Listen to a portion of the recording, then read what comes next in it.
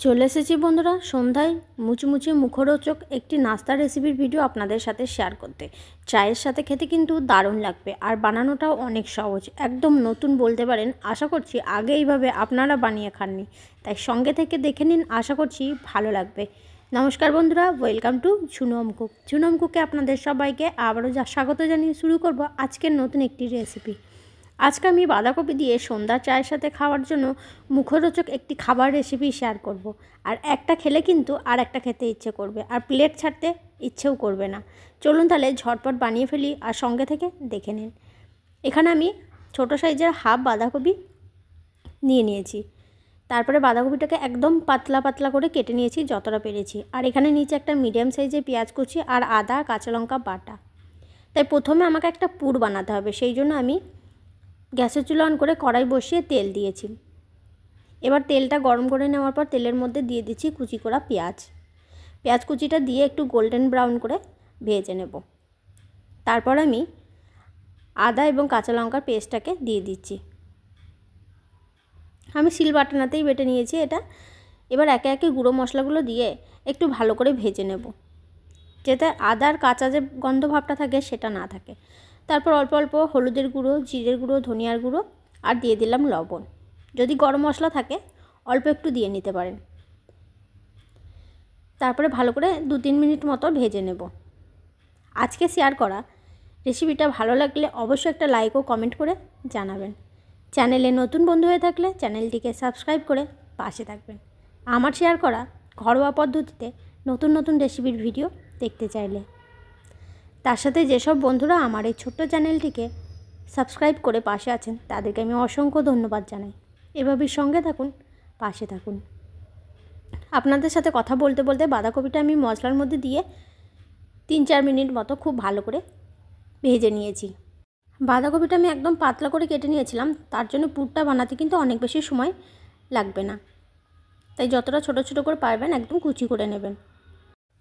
তারপর দিয়ে দিলাম বড় চামচে 2 চামচ মতো বেসন। আর বাঁধাকপিটা আমি একদম পাতলা পাতলা করে কেটে নিয়েছিলাম, সেই জন্য পুরটা বানাতে কিন্তু কম সময় লেগেছে। তাই যতটা ছোটো ছোটো করে পারবেন বাঁধাকপিটাকে কেটে নিতে। এবার পুরটা বানিয়ে নিয়েছি, একটা থালার মধ্যে তুলে নিয়ে একটু ঠান্ডা করে নেব।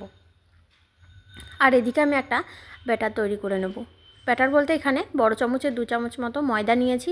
এবার দিয়ে দিচ্ছি কালো জিরে, তার সাথে আমি দিয়ে দেবো সামান্য জিরের গুঁড়ো, সামান্য ধনিয়ার গুঁড়ো, কাশ্মীরি রেড চিলি পাউডার আর সামান্য হলুদ দিচ্ছি একটা কালারের জন্য, আর লবণ দিয়ে দেবো সবার শেষে। এবার শুকনো উপকরণটা ভালো করে মিশিয়ে নেব। তারপর আমি জল দিয়ে একটা ব্যাটার তৈরি করে নেব। খুব একটা পাতলা বা গাঢ় ব্যাটার করব না, অল্প অল্প জল দিয়ে বানিয়ে নেব। আর পুরটা যখন আমি বানিয়েছিলাম আজকে ধনেপাতা কুচি ছিল না, তাই আমি দিইনি। আপনাদের হাতে কাছে থাকলে অবশ্যই দিয়ে নেবেন।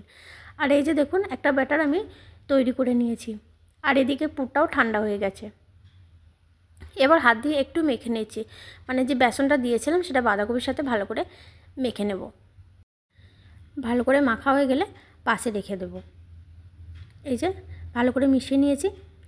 এবার এগুলোকে ভাজার জন্য গ্যাসের চুলা অন করে একটা কড়াই বসিয়েছি। কড়াইয়ের মধ্যে দিয়ে দিচ্ছি পরিমাণ মতন রিফাইন্ড অয়েল। এবার তেলটাকে ভালো করে গরম করে নেব। এবার অল্প পুর নেব, বাঁধাকপির পুর যেটা বানিয়েছিলাম এইভাবে হাত দিয়ে একটু চ্যাপটা করে নিয়ে ব্যাটারের মধ্যে দিয়ে দেব। তারপর ভালো করে কোট করে নেব, একটা একটা করে ভেজে নেব। এবার দিয়ে দিচ্ছি ময়দার ব্যাটারে দিয়ে ভালো করে ব্যাটারটাকে লাগিয়ে নেব, নাহলে ভাজার সময় কিন্তু যে পুরটা বেরিয়ে চলে আসবে। তাই 2 পিঠ ভালো করে কোট করে নেওয়ার পর তেলের মধ্যে দিয়ে দিচ্ছি। তারপর মিডিয়াম ফ্লেমে আমি ভেজে নেব। 2 পিঠ ভালো করে ভাজা হয়ে গেলে তুলে নেব। এই যে আবারও একটা আমি দেখাচ্ছি। আর একইভাবে সবগুলো ভেজে নেব।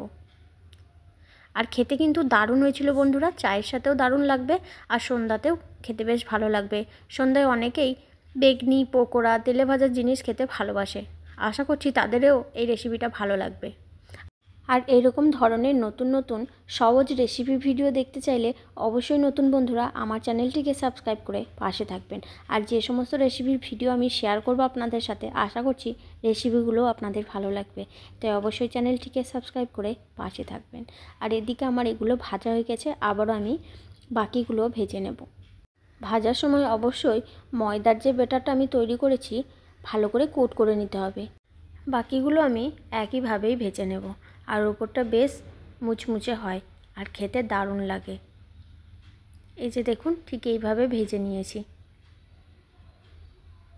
সবগুলো ভেজে নিয়ে ফিরে আসছি। বাকিগুলো আমি ভেজে নিয়েছি বন্ধুরা। আর দেখতে দেখুন কতটা সুন্দর লাগছে। আর এইগুলো চারি সাইডে একটু ফুলের মতন ডিজাইন হয়েছে, তাই আমি এগুলোকে বাঁধাকপির ফুলঝুরি বললাম।